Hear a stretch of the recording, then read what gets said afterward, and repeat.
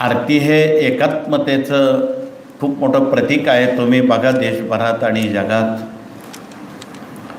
सकाळी 8 वाजता भोपाळी होते. तुम्ही कुठल्याही गावी कुठल्याही केंद्रात गेलात, तीच आरती, तीच वेळ. शेकडो माणसं स्वामींच्या समोर आशीर्वादासाठी उभे असतात. दुपारी 10:30 वाजता स्वामींची आरती ऐकण्यासाठी, म्हणण्यासाठी हजारो जण आरतीची वाट बघत असतात. मिळालेली ऊर्जा निश्चितपणे आपणाला खूप मोठं अभयदान देऊन जाते. आणि सायंकाळी 6:30 वाजता मोठ्या संख्येनं हजारो भाविक नजीकच्या सेवा केंद्रात जाऊन आरतीत उपस्थिती लावतात. दिवसभराच्या उपक्रमात गाव पातळी ते देश पातळी असणाऱ्या सर्व केंद्रांवर देशात असणाऱ्या 150 कोटीपैकी असंख्य कोटी मानवजात स्वामींपुढे उभी राहत असते. याचा आपण हिशोब करा. यावरून आपल्या लक्षात येईल आपल्यासारखे असे असंख्य सेवेकरी या स्वामींच्या सागरात आहेत. या सर्वांनी एका कुटुंबासारखं वागलं. देशासाठी, भारत मातेसाठी आपण एका विचारानं, एका दिलानं आलो. सर्वांनी एका सुरात पर्जन्य सुक्त जर देशात म्हटलं, न येणारा पाऊस नक्की. म्हणून आपणाला कळकळीचं निवेदन आहे, पाऊस येण्यासाठी तमाम मानव जातीनं, तो कुठल्या जाती धर्माचा याशी घेणं देणं स्वामींना नाही. स्वामींपुढे एकच जात आहे, मानव नावाची एकच जात आहे आणि माणुसकी नावाची एकच संस्कृती आहे. त्यालाच सेवेकरी स्वामी म्हणतात. म्हणून आपण त्या हिशोबानं स्वभावात बदल करावा. अनेक जातीचे, धर्माचे, विचाराची माणसं तुमच्याकडे येतील. त्यांना आपण स्वामींचं कार्य समजून सांगणं एवढं जरी केलं, आम्ही म्हणतो फार झालं. म्हणून त्याला स्वामी सेवेकरी होण्यासाठी रोज 3 अध्याय स्वामी चरित्र वाचन मननाचे करावेत. रोज 11 माळा श्री स्वामी समर्थ जपाच्या करायला लावाव्यात. ज्यांना माळ घेऊन जप करणं शक्य नाही, त्यांनी दिवसभराच्या कालखंडात निदान जेवढा वेळ मिळेल, 15 मिनिटं, 20 मिनिटं, 1 तास, तेवढा स्वामींचा जप करावा. आमच्या महाराष्ट्रामध्ये आणि ग्रामीण भागात, ग्रामीण भारतामध्ये अगरबत्ती भगिनी लावतात स्वयंपाक करता करता. अगरबत्ती संपेपर्यंत स्वामींचा जप करतात. त्यांना एवढ्या चांगल्या अनुभूती आल्यात की ज्याचं नाव आपणाला शक्य आहे. म्हणून आपणा सर्वांना कळकळीचं निवेदन आहे, एक अगरबत्ती संपेपर्यंत जर आपण स्वामींची सेवा केली आणि त्याची रक्षा जी पडेल डिशमध्ये, ते आपल्या हट्टी, तापट, आजारी, विकलांग, 12 खोडीचे लोक घरात असतील, त्यांना तर ती लावली किंवा पोटातून दिली, सुंटे वाचून खोकला देत, तुम्हाला काही करायची गरज नाही. जगात यापेक्षा सोपा मार्ग कुठे नाही. म्हणून यात सबब सांगण्याचं प्रयोजन नाही. आपले बरेच लोक बसनं प्रवास करतात, विमानानं करतात, रेल्वेनं करतात. मनाला काय काम राहतं? मनानं जर आपण प्रवास संपेपर्यंत स्वामींचा जप केला तर शेकडो माळा होतात की. एका तासात 25 ते 30 माळी होतात शांतपणे जप केला तर. तेवढा वेळेनुसार जर आपण आपलं मन त्यात अडकवलं तर मन कधी अशुद्ध होत नाही, चंचल होत नाही. म्हणून या अविचल मनाजीरावांना स्वामी सेवेच्या विवेकामध्ये अडकून ठेवलं तर पुढच्या ज्या काही घटना आहेत चुकीच्या त्या घडणार नाही. म्हणून आपण याची कृपया खात्री बाळगावी. म्हणून हे जे स्वामी कार्याचं अभियान आहे हे आपण जनमानसात जिथे माणूस भेटेल तिथे आपण पोचवा.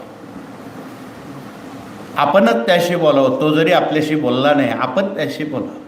आपण पोस्टमनचं काम करा. त्याला प्रसार यंत्रणा म्हणतात, प्रचार यंत्रणा म्हणतात. म्हणून त्या दृष्टीनं आपण प्रसार प्रचार यंत्रणेमध्ये या कार्याचे आपण आधी अभ्यासक व्हावं, नंतर उपासक व्हावं. अनुभव आल्यावर उपासक झाल्यावर इतरांना तो अनुभव सांगण्यासाठी प्रचारक व्हावा. आणि प्रचारक झाल्यावर हा कार्याचा प्रसार आपण गावापासून देशापर्यंत ग्राम अभियानातून प्रसार करावा. हे खूप मुद्दे अभियानाच्या दृष्टीनं महत्त्वाचे, इतर माणसं स्वभाव जोडण्याच्या दृष्टीनं महत्त्वाचे आहेत.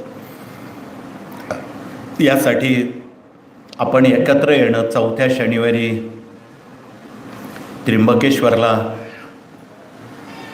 सामाजिक बांधिलकी आपल्या हातून घडावी, सामाजिक ऐक्य आपल्या हातून घडावं, राष्ट्रीय एकात्मता निर्माण व्हावी, सामुदायिक सहभोजनाचा लाभ व्हावा. या चारही गोष्टी चौथ्या शनिवारी त्र्यंबकला घडून येतात. बरेच लोक 6-6 महिने येत नाहीत मीटिंगला. का तर बॅटरी चार्ज झाली की संपल्यावरच येतात. म्हणजे आजारी पडलं तर डॉक्टरकडे जायचं. आहेत तसे काही लोक इथे आलेत. आमचे वाशिम जिल्ह्याच्या कारंजा, दत्त कारंजा ज्याला आपण म्हणतो, तिथून आज 40-50 सेवेकरी आले. त्यांनी उभं राहून आपला परिचय द्यावा. कारंजाचे सेवेकरी कोण कोण आलेत त्यांनी उभं राहा. भगिनी आहेत, पुरुष आहेत, लाजू नका तुम्ही. हे दत्त कारंजाचे भाग्यवान लोक आहेत की ज्या ठिकाणी कारंजाला भगवान दत्तात्रयांनी, गाणगापूरचे दत्त महाराज नरसिंह सरस्वती ज्यांना म्हणतात, त्यांचं जन्म ठिकाण हे भाग्यवान लोक आहेत. त्यामुळे त्यांना फार इकडे येण्याची जरूर नाही. ते मुळातच भाग्यवान आहेत. बसा. परंतु काही वर्षापासून या सेवेकऱ्याने एक संकल्प केलेला आहे. सुमारे 10 वर्ष झाली. आम्ही फार मोठा सेवेकऱ्यांचा एक महामेळावा घेणार आहोत. अजून काही मुहूर्त दत्त महाराजांनी त्यांना दिलेला दिसत नाही. या साऱ्या बाबींकडे सतत संपर्क आणि सातत्य याला जास्त महत्त्व आहे. म्हणून यातला एक जरी प्रतिनिधी प्रति चौथ्या शनिवारी आला असता तर अभ्यासक्रम एवढा मागे राहिला नसता. शाळेत जर आपण 6 महिने गेलो नाही, मास्तर काय करतील? तसा प्रकार झाला. म्हणून त्या दृष्टीनं आपण याचं सातत्य हा महत्त्वाचा भाग आहे. म्हणून विदर्भाला तुम्ही मागे ठेवू नका. विदर्भाचं कारंजा ही खरी आध्यात्मिक राजधानी आहे. तिथे विदर्भासह महाराष्ट्रात पाऊस चांगला पडावा, शेती चांगली पिकावी, महाराष्ट्रात होणाऱ्या आत्महत्या त्वरित थांबाव्यात. या साऱ्या मागण्या सेवेकऱ्यांच्या ग्राम अभियानातून जनतेपर्यंत पोचवल्या जातात. म्हणून तुम्ही विदर्भवासियांनी मागे न राहता गाव तेथे केंद्र आणि घर तेथे सेवेकरी तयार करण्याकामी संत तुकडोजी, संत गाडगे बाबा यांचा आदर्श नव्या पिढ्यांपर्यंत पोचवा. हे सारे स्वामींचे शिष्य, शेगावचे गजानन महाराज असतील, शिर्डीचे साईबाबा असतील, प्रचंड काम या लोकांनी केलं. साईबाबांनी संपूर्ण उत्तर महाराष्ट्रात खळबळजनक काम केलं. सबका मालिक एक, स्वामींकडे तसबिरीकडे हात ठेवून ते सांगायचे, हे हमारे मालक आहे, सबका मालिक एक ही है. गजानन महाराजांनी गणात गण गणप होते, कानाकानात परमेश्वर आहे. तुम्ही स्वामींकडे चला, कानाकानात परमेश्वर भरून उरलेला आहे. लोकही म्हणायचे स्वामींचे शिष्य एवढे भारी, तर त्यांचे गुरु किती मोठे असते. यावरून स्वामी कार्याची कल्पना येते. म्हणून आपण पुढील पिढ्यांना याचा विसर पडणार नाही, त्याची आपण तत्वता दखल घ्यावी.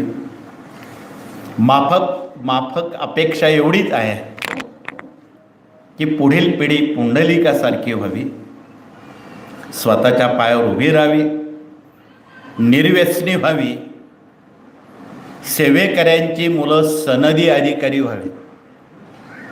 म्हणजे राष्ट्र चांगलं चालवता येईल, भ्रष्टाचार निर्मूलन करता येईल.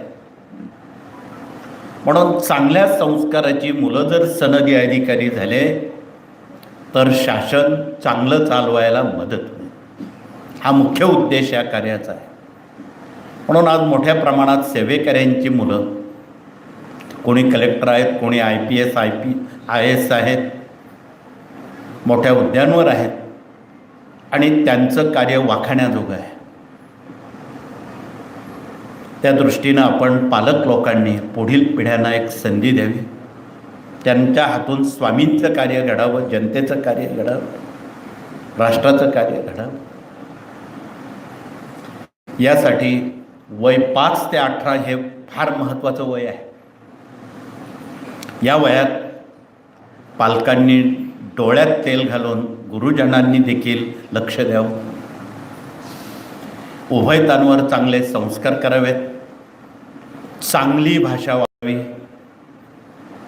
शिवीगाळ होणारी भाषा, मन दुखणार नाही अशी भाषा सर्वांनी टाळावी. सर्वांनी, आमच्या भगिनी असतील, पुरुष असतील, आबालवृद्ध असतील, बोलता आलं तर चांगलं बोलावं, अन्यथा मौन धरावं. हे व्रत आपण घ्यावं. यासाठी या कार्यातील आमचे गुरुजन प्रतिनिधी आपल्यात आलेले आहेत. त्यांनी एक व्रत घेतलेलं आहे. हयात आम्ही राज्यात देशात सर्व शाळांवर जाऊन शिक्षक, पालक, विद्यार्थी यांच्याशी संवाद साधणार आहोत. ते गुरुजन प्रतिनिधी इथे आलेले आहेत. त्यांनी उभं राहून त्या ग्रंथाचा आधार देऊन भारत जोडो, संस्कृती जोडो हे अभियान आपण मूल्य शिक्षणातून, त्या ग्रंथातून पोचवावं. त्यामध्ये विद्यार्थी कसे घडवावेत, शाळा सुरू झालेल्या आहेत, शिक्षकांनी कसं शिकवावं, पालकांनी कसं वागावं. आम्ही पालक लोक बऱ्याच वेळा एक चुकतो. परीक्षा जवळ आली की त्या मुलांना टोचत राहतो, तो अभ्यास करत नाही, तो अभ्यास करत नाही. असं खूप वेळा जर तुम्ही बोला, खरंच मुलं अभ्यास करत नाही. हे मानसशास्त्र आहे. ते कसं पाळायचं ते ग्रंथात दिलेलं आहे. ज्या मुलांना अभ्यास करता करता झोप येत असेल, TV चा नाद असेल, खेळांचा नाद असेल, त्यांच्यासाठी काही उपाय दिलेले आहेत, अगदी सोपे, 1-2 मिनिटाचे. ते उपाय जर तुम्ही विद्यार्थ्यांसाठी आचरणात आणले, सुंटे वाचून खोकला जाईल, मुलं हुशार होतील. अशा काही युक्त्या, प्रयुक्त्या, काही साधनं, सगळे उपाय यामध्ये दिलेले आहेत. म्हणून आपण ती पानं चाळावीत आणि विद्यार्थ्यांना आपल्या पुढे कसं नेता येईल, आपल्या डोक्यावर ते बसणार नाहीत, एवढी काळजी त्या ग्रंथानं घेतलेली आहे. या पद्धतीनं जर आपण शिक्षण क्षेत्राशी तादात्म्य साधलं आणि महाराष्ट्र मंडळासह देशभरातील शिक्षण खात्याला एक निवेदन दिलं की तुम्ही काय शिकून राहिलेत, मुलांना मागे आणण्याचं काम करताय, बाराखडीचं महत्त्व, त्याची पायमल्ली केलेली आहे, उजळणीची पायमल्ली केलेली, मुलांना 4 आण्याचा हिशोब येत नाही, आमच्या CA झालेल्या मुलांना 200 रुपयाचा भाजीपाला आणता येत नाही. हा सगळा अनर्थदायक शिक्षण क्रम केव्हा थांबेल ही मोठी चिंता निर्माण झालेली आहे तुमच्या आमच्या पालकांमध्ये. कॅल्क्युलेटर दाबून हिशोब करणं हे मूर्ख माणसाचं काम आहे. इथे आमचे काही अनपढ लोक बसलेले आहेत, शाळेत कधी गेले नाही, पण पै हिशोब घ्या ते चुकणार नाहीत. ते कुठे शाळेत गेले नाही. आमचे भारतीय संत कधी एकनाथ महाराज असतील, तुकाराम महाराज असतील, ज्ञानेश्वर भावंड असतील, चुकून कधी शाळेत गेले नाही. पण आम्ही असं म्हणणार नाहीत की तुमची मुलं शाळेत पाठवू नका म्हणून. नाहीतरी तिथे काय दिवे लावतात आपल्याला माहीत आहे. पण आमची अनाडी माणसं कधी शाळेत गेले नाही, परंतु हिशोब चुकत नाही. असलं ज्ञान शिक्षण खात्यात नसल्यामुळं शिक्षण क्षेत्राचे 3, 13, 12 वाजलेले आहेत.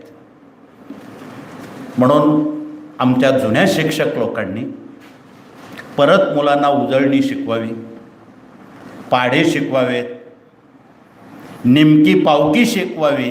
त्यांना कॅल्क्युलेटरची गरज नाही, डोकं हे कॅल्क्युलेटर आहे. पूर्वी विद्यार्थ्यांना पावकी निमकी सगळं शिकवलं जायचं. ते कधी अर्ध्या रात्री झोपेत जरी विचारलं साई सकम किती, 36च म्हणतील, 42 म्हणणार नाही. हा सारा अभ्यासक्रम नवनिर्वाचित ह्या सर्व मंडळींनी त्याची धुळधाण करून टाकलेली आहे. म्हणून पुन्हा उभारी मिळावी, पुन्हा बिनचूक व्यवहारात यावे, यासाठी कुठली शब्दफोड, जोड अक्षरं याचा घोटाळा होऊ नये म्हणून आता पालकांनी ती जिम्मेदारी डोळ्यात तेल घालून विद्यार्थ्यांना शिकवावी, हे कळकळीचं निवेदन या विभागाच्या वतीनं सांगावंसं वाटतं. दुसरा विभाग, इथे प्रश्न उत्तर मार्गदर्शक प्रतिनिधी आलेले आहेत, त्यांनी आपला परिचय द्यावा.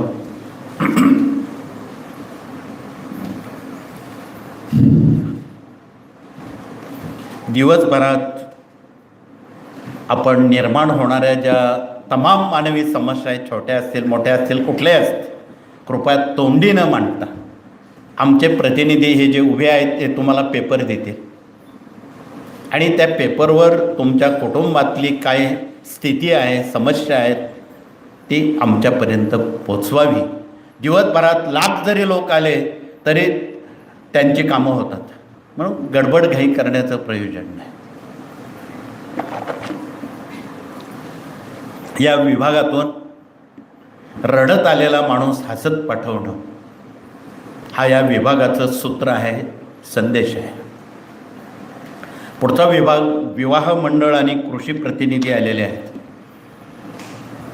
त्यांनी परिचय देताना अजून विवाहाच्या तिथी जुलै महिन्याच्या 15-16 तारखेपर्यंत आहेत, म्हणजे अजून महिनाभर तिथे आहेत.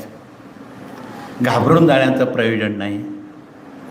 पण विवाह कसे करावेत, ऋणानुबंधी विवाह कसे करावेत की ज्याची जीवनामध्ये स्थिरता, कुठलाही अस्थिरता होणार नाही, परंतु निर्माण होणार नाही, धरसोड होणार नाही, कोणाचे घटस्फोट फारकती होऊ नयेत.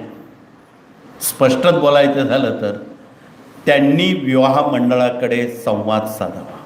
इथे त्यांच्याकडे एक मोठी पुस्तिका आहे, तिच्यात सुमारे 18,000 वधू आणि वर यांची प्राप्तिस्थळं, फोटो, फोन, परिचयासह दिलेली आहे. त्यांच्याकडे आपण संवाद साधावा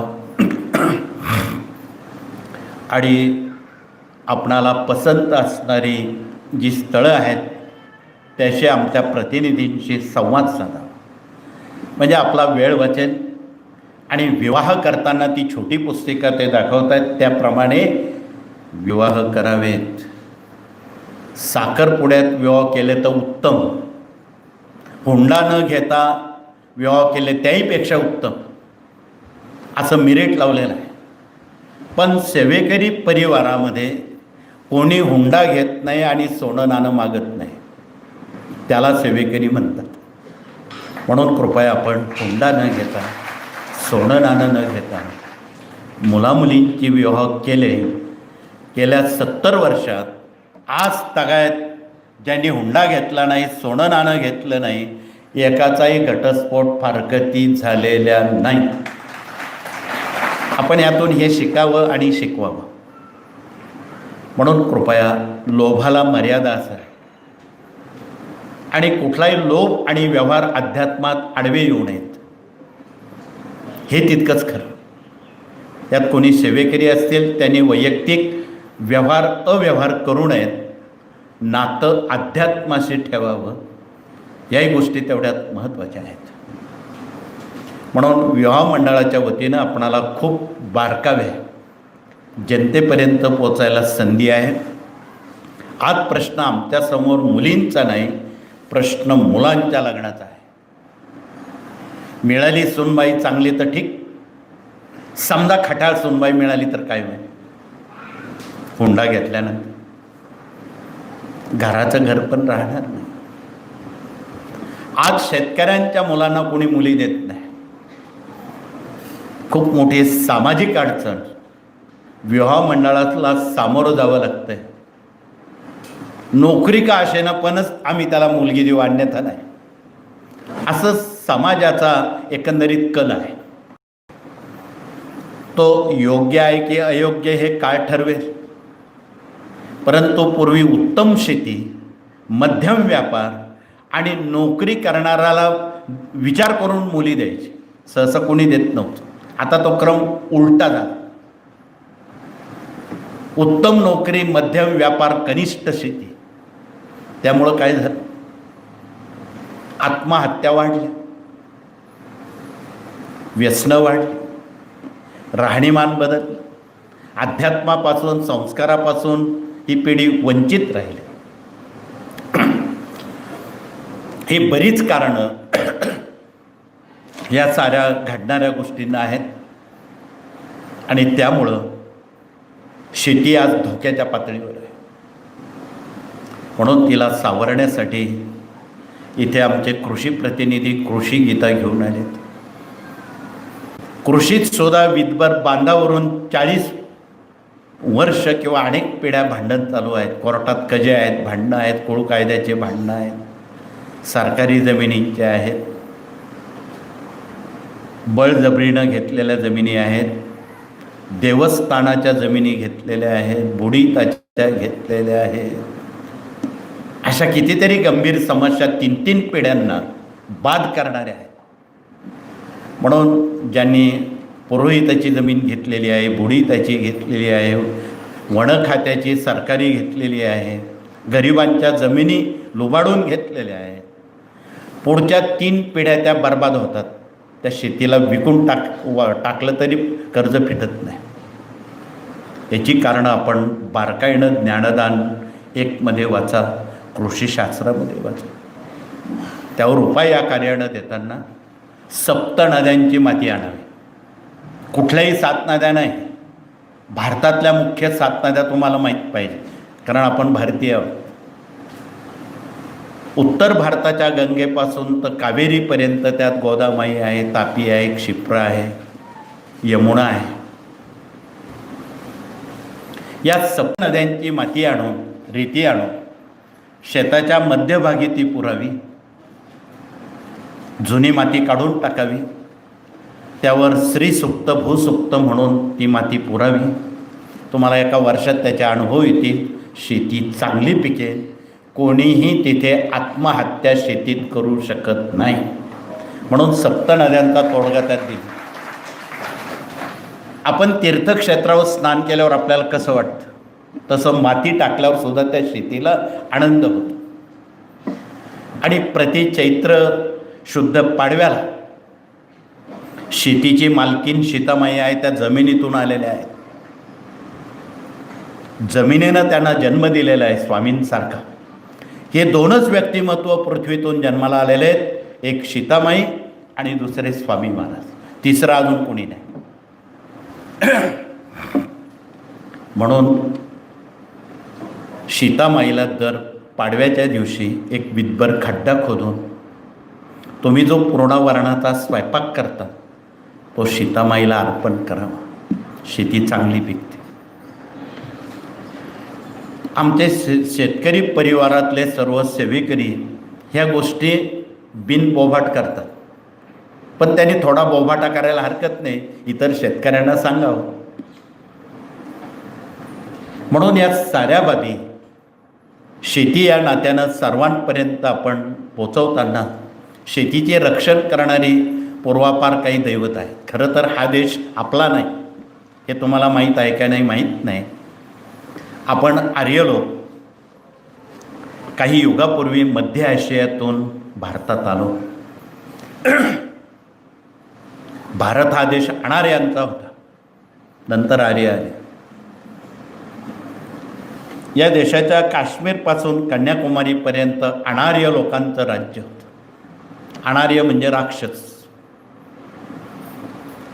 आजही भारताच्या शेतकऱ्यांना सर्वांना विचारलं, येणाऱ्या आषाढ महिन्यात क्षेत्रपाल सेंद्रिय दैवतांना ते कशाचा नैवेद्य दाखवतात हे तुम्हाला माहीत आहे. 2 पायाचं 4 पायाचं. आपण या मार्गातून ती प्रथा कायमची बंद करून संबंधित जे क्षेत्रपाल दैवत आहेत 4 सर्वे नंबरवर, तिथे म्हसोबा आहे, मावला आहे, मुंजा आहे, बेताळ आहे, झोटिंग आहेत, अन्य दैवत आहे, तसल्या दैवतांना समर्थ सेवेकरी शेतकरी परिवारातले एक भाकरी, कांदा, चटणी, नारळ तिथे ठेवतात. प्रसाद तिथेच ठेवतात, घरी आणत नाही. त्यांची शेती चांगली पिकते. ते कुठल्याही कर्जबाजारी नाही. डोकं टेकल्यावर 4-2 घंटे त्यांना झोप येते. ते खरे श्रीमंत लोक आहेत. इथे बसलेले जवळजवळ सगळे श्रीमंत लोक आलेले आहेत बघा. टिळकांनी गीताईवर भाष्य करताना सांगितलं, नसे दुःखात उद्वेग सुखाचे लालच आला. आणि त्याचं आचरण गीता रहस्यात करताना काही त्यांच्या समग्र अशा अनुभूती त्यांनी लिहिलेल्या आहे. त्यांनी एक प्रसंगात वर्णन ग्रंथकर्त्यानं गीता रहस्यात केलेलं आहे. गीतेचा जो 14वा अध्याय तो कायद्याचा आहे. भगवान श्रीकृष्णांनी गीतेच्या 14व्या अध्यायात कानून तयार केलेला आहे. तो सर्वांना भाविकांना समजावं. एक दिवस राजद्रोहाचा खटला त्यांच्यावर भरला असताना अचानक इंग्रज अधिकाऱ्यांनी त्यांना बेड्या ठोकल्या. राजद्रोहाखाली मुंबईला त्यांना अटक केली आणि बोरीबंदर रेल्वे स्टेशनवरून मंडालेला आसाममध्ये रवानगी झाली. रात्री 8:30 वाजता सुटणारी रेल्वे पुढच्या स्टेशनावर आली.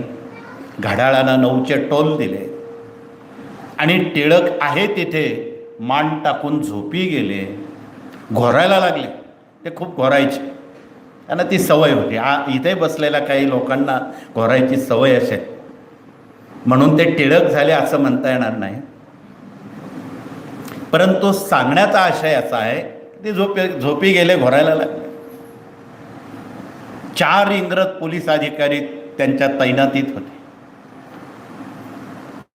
ज्यांना आपण पकडलंय त्यांना मंडालेला आपण शिक्षा करणार आहोत, फाशी देणार आहोत, आणि तो माणूस झोपलाय. फासावर ज्यांना द्यायचंय त्याला झोप येईल का मुळात? म्हणून इंग्रज अधिकारी चपापले. आपण चुकीचा माणूस पकडला नाही. ज्यानं गुन्हा केला नाही तो आपण पकडला, आणि उद्या जर अधिकाऱ्यांना वरच्या समजला आपल्या नोकऱ्या जातील या भीतीनं त्यांनी दिल्ली गव्हर्नरला फोन केला. त्यावेळी वॉरन हेस्टिंग म्हणून एक गव्हर्नर जनरल दिल्लीला फार कडक अधिकारी होते.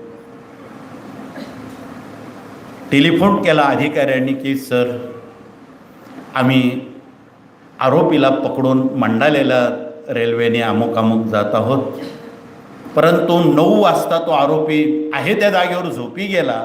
आम्ही काय निर्णय घ्यायचा? त्या मिनिटाला दिल्लीहून उत्तर आलं, तुम्ही त्यांना मंडालेपर्यंत घेऊन जा, त्यांना साधी कैद करा, आम्ही पुढचं बघतो काय करायचं. या मुद्द्यावर फाशी तुटली आणि मंडालेतून त्यांची निर्वेद सुटका झाली. कुठलाही पुरावा लागला नाही आणि कुठली सजा झाली नाही. परंतु त्या 6 वर्षात त्यांनी गीता रहस्य लिहिलं. अजून दुर्दैवानं तो शिक्षण क्रमात आलाच नाही.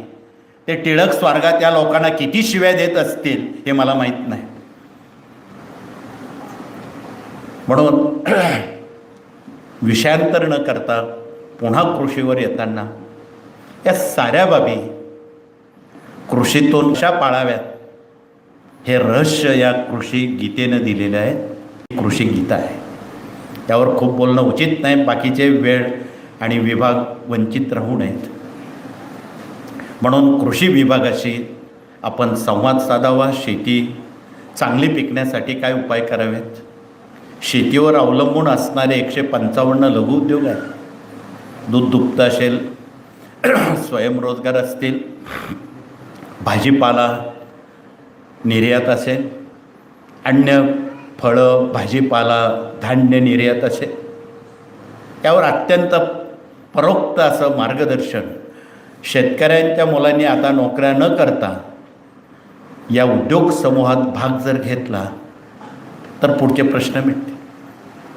परवा नागपूरला कृषी मेळाव्यात आपल्या काही शेतकऱ्यांनी बांबूपासून 1 वर्षात तो बांबू तोडायला येतो, इतका वाढतो सपासप. त्या बांबूपासून फर्निचर बनवलं, बॅग बनवली, कपडे बनवले आणि अत्यंत चांगल्या क्वालिटीचं डिझेल घरच्या घरी बनवलं. स्वतःची जेवढी अवजारं आहेत, ट्रॅक्टर असेल, मोटरसायकल असेल, जी असतील ते घरच्या घरी डिझेल बनवलं. परदेशातलं डिझेल पेट्रोल आता तुम्ही पण घेऊ नका. पेट्रोल बनवलं, डिझेल बनवलं आणि आता तिथली त्यांची ती वाहनं स्वतःच्या इंधनावर चालवतात. सरकारनं त्यांना टॅक्स फ्री केलेला आहे. म्हणून अशा संशोधन बुद्धीनं आपण मूल्य शिक्षणात वळा, आपण कृषीत वळा. आपण या 18 विभागात ही सगळी संशोधनं पर नुसतं गप्पा मारायच्या म्हणून नाही, तर त्यात संशोधनं दिलेली आहे. त्या संशोधनाचा आपण वापर करा. एखाद्याला जर डोक्याचा आजार असेल, BP असेल किंवा मेंदूचा कॅन्सर असेल, तर त्यानं डोक्यावर हात ठेवून ललिता सहस्रनाम वाचलं. हृदयविकाराचा त्रास असेल, त्यांनी छातीवर हात ठेवून हृदयविकार होऊ नये म्हणून ललिता सहस्रनाम वाचलं. आयुष्यात त्या स्पंदनानं कुठलाही त्रास होत नाही. 100% घर बसल्या ती माणसं बिना औषधानं बरे होतात. हा सिद्धांत आहे. म्हणून याला संशोधन विभाग म्हणतात. म्हणून तुम्ही मार्गाकडे बघताना संशोधन म्हणून बघावं. नुसतंच चक्रा मारणं, गप्पा मारणं किंवा वरवर बोलणं हा त्यातला विभाग नाही. हे संशोधन करून आपणापर्यंत दिले. म्हणून कृषीचं अजून संशोधन खूप बाकी आहे. आणि या बाकी असलेल्या संशोधनात ती बॅग दाखवत आहेत बघा, बांबूपासून बनवली. जवळ जाऊन दाखवत, याची दुरून कळणार नाही. ते कपडे बनवलेत, उन्हाळ्यात अजिबात गरम होत नाही. ते इकडे भगिनींकडे एक भगिनींजवळ ते हे मुलींनी बनवलेलं आहे, शाळाकरी मुलींनी. इथे बऱ्याच काही मुली आलेल्या आहेत, त्यांनी बघा, एखाद्या मुलीजवळ दाखवायला द्या. कपडा किती तो स्मूथ आहे आणि त्याने अजिबात गरम होत नाही. उष्णतेपासून त्याचं संरक्षण होतं. हे घरच्या घरी बनवलेले आहेत बांबूचे कपडे. म्हणून या संशोधनाकडे जर आपण वळलात तर त्याचा किती फायदा होईल हे परिस्थिती सांगेल. परंतु कलागुणांना जर वाव दिला आणि जेवढे ITI आहेत भारतातले, यांनी तो आदर्श घ्यावा. नुसतंच कागदावर ITI करू नये. प्रॅक्टिकल, ज्याला आपण प्रात्यक्षिक म्हणतो, तसं प्रात्यक्षिक नॉलेज किंवा ज्ञान शेतकऱ्यांकडे आहे. शेतकरी हा परिपूर्ण आहे. म्हणून भगवद्गीतेमध्ये त्याला 15व्या अध्यायात भगवान श्रीकृष्णांनी ब्राह्मण म्हटलेलं आहे की ज्याला ब्रह्म निर्माण करता येतं. अन्न हे ब्रह्म आहे आणि त्या ब्रह्माला जो निर्माण करतो तो खरा ब्राह्मण आहे. इथे बसलेले सगळे लोक ब्राह्मण आहेत. शेती कसणारे आहेत, अन्न निर्माण करणारे आहेत, म्हणून ते लोक ब्राह्मण आहेत. या सगळ्या ब्राह्मण लोकांना ही सारी कामं आली पाहिजे, असं प्रशिक्षण कृषीतून दिलं जातं. म्हणून आपणा सर्वांना कळकळीत सांगणं आहे, या बाबींकडे आपण वळा. 24 तासातला एखादा तास या कलेंना द्या. ज्या गृहिणी भगिनी आहेत त्यांच्यासाठी खूप काही आहे. पैकी यातली एखादी कला जरी तुम्ही अवगत केली, तुमची पुढची पिढी त्याचं आचरण करेल. कलागुणांना वाव. तर अशा पद्धतीनं आपण कृषी क्षेत्राकडे वळावं. वेळोवेळी होणारे कृषी मेळावे, कृषी महोत्सव न सांगता, निमंत्रण न देता आपण यावं. ते खरे कार्यवाहक लोक असतील. निमंत्रण देऊन कोणी येईल, टिंबटिंब मंत्री येतील, सुपरमंत्री येतील, पंतप्रधान येतील. आम्हाला ते नको आहे. आम्हाला तुम्ही लोक हवे आहेत, तळागाळातले लोक हवे आहेत. आणि त्यांनी बिना निमंत्रणानं या उपक्रमाला, आचरणानं हजेरी लावावी, एवढंच कळकळीचं सांगणं. म्हणून हे 11-18 विभाग अत्यंत मोलाचे, महत्त्वाचे असताना पुढचा विभाग आरोग्याचा आहे. इथे डॉक्टर लोक औषधं घेऊन आलेले आहेत. त्र्यंबकेश्वर हॉस्पिटल बघणारे डॉक्टर नाईक इथे आलेले आहेत, त्यांचे सहकारी आलेले आहेत. रोजीला हजारो कॅन्सर रुग्ण त्यांच्याकडे येत आहेत. का बरे होतात मला माहीत नाही, पण गेल्या 20 वर्षात सुमारे 2.5 लक्ष लोक कॅन्सरमधून बरे झालेत. एवढे अनुभव त्यांच्या पाठीचे आहेत. म्हणून ही सप्तरंगी नावाची वनस्पती आहे, ती घासून तो गर पिला, सगळे कॅन्सर बरे होतात. तिचा काढा उपलब्ध आहे, गोळ्या उपलब्ध आहे. त्यामध्ये असणारे कंटेंट त्यामध्ये दिलेले आहेत. दुसरी वनस्पती रानभेंडी आहे. ही मधात घासून दिल्यास 100% रुग्णांचे कॅन्सर आजार, घशाचा, जिभेचा, रक्ताचा कॅन्सर महिन्याभरात बरा झालेला आहे. पण औषधं मात्र 90 दिवस गेले. त्याचं मूळ मोडेपर्यंत, समूळ नाश होईपर्यंत ती औषधं आपण घ्यावी, तेव्हा तो आजार कुठे जातो. त्याच्या काही पथ्य आहेत, ते आपण बोलणार आहोत. तिसरा दवा वेखंड आहे. ज्यांना गाठीचे कॅन्सर आहेत त्यांच्यासाठी हे रामबाण आहे. गाठ पोटात असेल, शरीरबाह्य असेल, कुठेही असेल, डोक्याला असेल, पायाला असेल, हाडं दुखत असतील, पायाची टाच दुखत असेल, हे गोमूत्रात घासून गरम करून तो लेप टाचेला लावला, एका 12 तासात टाच दुखणारी बरी होती. डॉक्टरला अजून याचं औषध सापडलेलं नाही. हाडांचे आजार बरे होते. पोटात असणारी गाठ हे गोमूत्रात घासून जर आपण अर्धा कप अन्नाच्या पोटी पिलो, ते फार कडू आणि तुरट आहे. डोळे झाकून प्यावं लागतं, पण कापाकापी वाचते, ऑपरेशन करण्याची गरज नाही. तेवढा फायदा आहे. ज्यांना होऊन इच्छा असेल त्यांनी ऑपरेशन करण्याबद्दल दुमत नाही, पण ते टाळण्याचं काम हे वेखंड करतं. बाह्य गाठ असेल, घासून गरम करून तो लेप गाठीवर लावला, मोजून 3 आठवड्यात ती गाठ परत दिसणार नाही, कायमची नष्ट. पुढचा महत्त्वाचा दवा सोपा, सरळ आहे, नारळ शेंडी. ही जाळूरीची रक्षा जर आपण वस्त्रगाळ करून काचेच्या बरणीत ठेवली आणि ती रोज सकाळी चहाचा चमचा भरून मधात कालून आपण प्राशन केली, शरीरात कुठलेही कॅन्सर येऊ शकत नाही एवढं कवच ती तयार करते शरीरात. ज्या भगिनींना पोटाचे आजार किंवा गर्भाशयाचे आजार किंवा कॅन्सर आहेत त्यांच्यासाठी हे रामबाण इलाज आहे. भगिनींशी चर्चा करून तो दवा घरच्या घरी तयार करावा. इतकं सोपं आहे. आता त्याला पथ्य आहेत. कॅन्सर होऊ नये किंवा कुठलेही आजार होऊ नये म्हणून जीवनामध्ये एक 4-5 पदार्थ कायमचे वर्ज्य करावे की जे तुम्हाला रोज आवडतात. पहिलं आहे वांगी. इथे बसलेल्या सगळ्याच लोकांना वांगी आवडतात असं आमचं म्हणणं आहे. जे आवडतं ते खाऊ नये असं जीभ आपला शत्रू आहे. पहिलं वांगी बंद करावी. दुसरं उडीद, बाजरी, मका, हिरवी मिरची एवढी जर तुम्ही बंद केली नाही, हे तर आपण रोजच, एवढं जर बंद केलं तर तुम्हाला आयुष्यात कुठल्याही डॉक्टरांकडे जाण्याची जरुरी नाही. एवढं सोपं आहे. रसोईत तुम्ही नियंत्रण ठेवलं तर आमच्या भगिनी रसोईच्या डॉक्टर आहेत. रसोई त्यांच्या हातात आहे. म्हणून रसोईवर जर तुम्ही नियंत्रण ठेवलं, तुमच्या कुटुंबात एकही माणूस आजारी पडणार नाही. ही दखल आमच्या सर्व भगिनींनी घ्यावी. तथापि कुठलेच आजार होऊ नये म्हणून अजून एक सोपा दवा आहे. साऱ्या भगिनींजवळ तो आहे, सगळ्या कुटुंबात आहे. तांब्याचा हंडा आहे, नसेल तर आणून घे.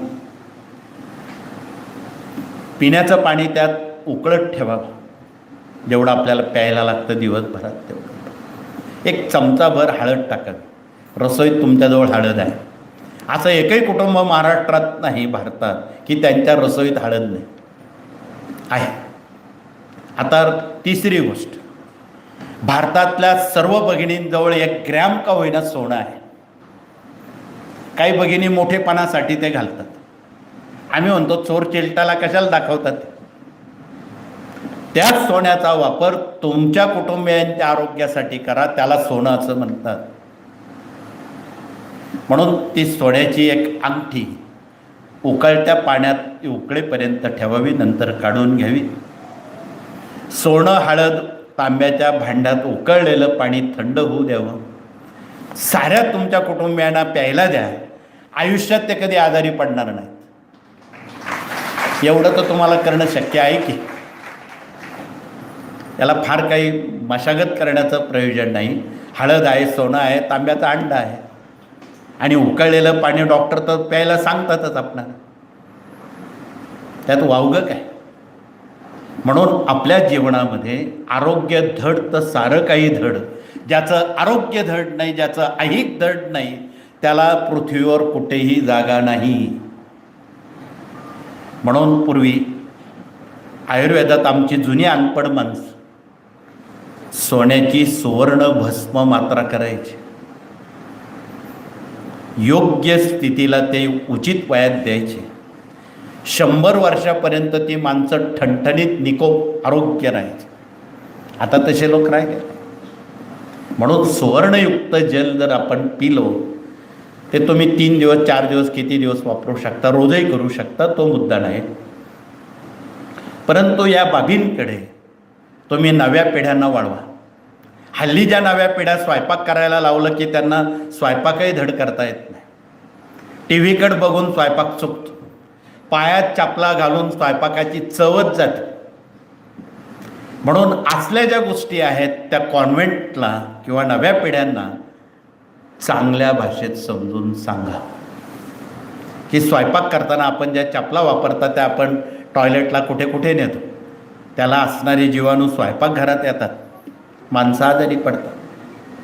म्हणून या सगळी दखल पावित्र्य या नात्यानं, आरोग्य या नात्यानं आमच्या भारतातल्या साऱ्या भगिनींपर्यंत ग्राम अभियानाच्या माध्यमातून आमच्या जुन्या भगिनींनी नव्या पिढीला सांगावं, हे निवेदन आहे. स्वयंपाक मन लावून करावा, घाईघाई करू नये. नाहीतर काही भगिनी काय करतात, स्वयंपाक करता करतात शिवीगाळ करतात, कोणाला रागवतात, कोणाला कठोर बोलतात. त्या स्वयंपाकावर जर शिव्यांचे संस्कार झाले तर सगळेच लोक आपसात भांडणं करत बसतात. पण भगिनींनी कणिक माळता माळता त्यावर जर स्वामींचं नाव घेतलं, गायत्री मंत्र म्हटला, सीतामाईसारखं किंवा सुमित्रा कौशल्यांसारखं, महामातांसारखं, त्या घरात चांगलं रामराज्य, कोणाचं भांडण होणार नाही. म्हणून कणिक माळता माळता तुम्ही जर श्री स्वामी समर्थ म्हटला, गायत्रीचा जप केला, तुम्हाला जे मंत्र येतील ते जपले, तुमच्या स्वयंपाकाची चव बघा. जसं तुम्ही सत्यनारायणला महिन्यातून जो सत्यनारायण करता, त्यावर पोथी वाचता, त्यावर नारायणांचा मंत्र, गायत्री मंत्र सगळं म्हणता, त्याची चव किती चांगली लागते. आणि रोज तुम्ही जो शिरा करता त्याची चव पहा बरं कशी लागते. संस्काराचं अन्न हे संस्कारितच असते. म्हणून तुम्ही जर रोज त्या अन्नावर संस्कार केले फावल्या वेळात, ते अन्न सत्यनारायणसारखं चांगलं चवदार लागेल. हा हेतू आपण नव्या पिढ्यांपर्यंत कृपया सांगावा न विसरता. 10 वेळा सांगा, एकदा तरी ते ऐकते. पण कुठली चांगली गोष्ट 10 वेळा सांगितल्यावर लोक एकदा ऐकतात. तेच शाळेमध्ये असा एकही शिक्षक नाही की बिड्या अशा प्या, तंबाखू तसे का, मद्यपान असं करा, कोणी शिकवत नाही. तरी लोक तिकडे आपोआप जातात. लांब कशाला.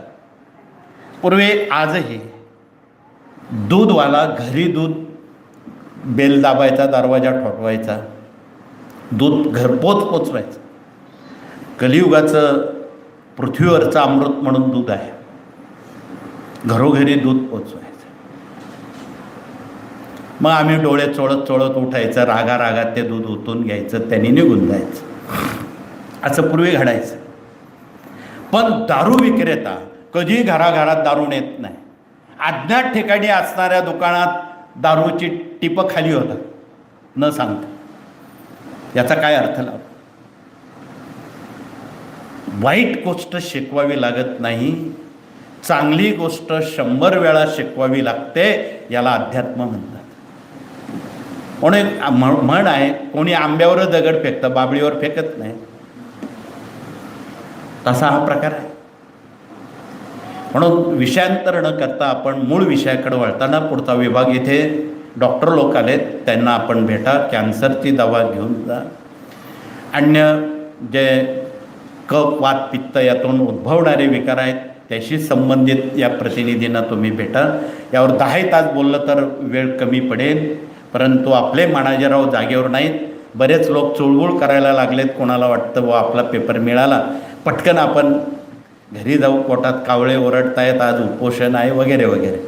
म्हणून या सगळ्या वेळा पाळून आपल्याला काम करावं लागतं. घड्याळावर काम करावं लागतं, वेळीची बंधनं पाळून काम करावं लागतं. पुढचा विभाग या ठिकाणी वास्तुतज्ञ प्रतिनिधी आलेले आहेत, त्यांनी पटकन आपला परिचय द्यावा. वास्तूतून काय आजार येतात, आग्नेयचं पाणी, दक्षिण प्रवेश, नैऋत्य प्रवेश, नैऋत्येला देवघर, स्वयंपाकघर इत्यादी असू नये, त्याबद्दल ज्ञानदान 1 ते 4 मधून ते आपणाशी संवाद साधणार आहेत. आपण त्यांना भेटा. पुढचा विभाग या ठिकाणी वकील न्यायाधीश लोक आलेले आहेत, त्यांनी आपला परिचय देऊन कायदा आणि जगजीवन, राष्ट्रीय जीवन, वैयक्तिक जीवन याचा मेळ ते घालून देणार आहेत. म्हणून भारतीय न्यायालयात गीतेवर हात ठेवून जी शपथ घेतात, मगाशी टिळकांचं उदाहरण सांगितलं, उगच नाही. पुढचा विभाग या ठिकाणी प्रशासकीय कामकाज प्रशिक्षण प्रतिनिधी आलेले आहेत, त्यांनी परिचय देताना त्यांच्या सभेत स्वयंरोजगार प्रतिनिधी आलेले आहेत, दुर्गा अभियान प्रतिनिधी आलेले आहेत, देश विदेश अभियान प्रतिनिधी आलेले आहेत. त्यांच्या सर्व सहकाऱ्यांनी, अन्य विभागांनी आपला परिचय देऊन या ठिकाणी याज्ञिकी प्रतिनिधी आलेले आहेत. वादळ येऊ नये, भूकंप येऊ नये म्हणून त्यांनी त्यांची संशोधनं इथे दाखवावी. वेळेची मर्यादा आणि बंधनं असल्यामुळं हा पिवळा जे आहे यासमोर किंवा याच्या खाली बसून जर तुम्ही हनुमान चालिसा किंवा मारुती स्तोत्र किंवा लांगुल वाचलं, मोजून 3 मिनिटात कुठलंही कसंही वादळ थांबतं. घोंगावणारा समुद्र शांत करायचा असेल तर या वादळाचा, या ध्वजाचा आपण समुद्रकाठच्या लोकांनी वापर करावा, अन्य गावच्या लोकांनी वापर करावा. भूकंप होऊ नये म्हणून हे भूकंप यंत्र आपण ओरिसातून भुवनेश्वरून आणलेलं आहे. पण आज भुवनेश्वरची अवस्था बोलण्याजोगी नाही. त्या यंत्रदेवतेला तडे पडलेले, कुणी पूजा करत नाही, भग्न अवस्थेत ते आहे. म्हणून आता कुणाजवळ काय काय बोलायचं हा मोठा प्रश्न आहे. पुढचा विभाग या ठिकाणी महत्त्वाचा आणि शेवटचा, मराठी अस्मिता आणि भारतीय संस्कृतीत काम करणारा भगिनी वर्ग आलेला आहे. त्यांनी आपला त्वरित परिचय करून देताना भगिनींसमोर 2 गंभीर समस्या आहेत.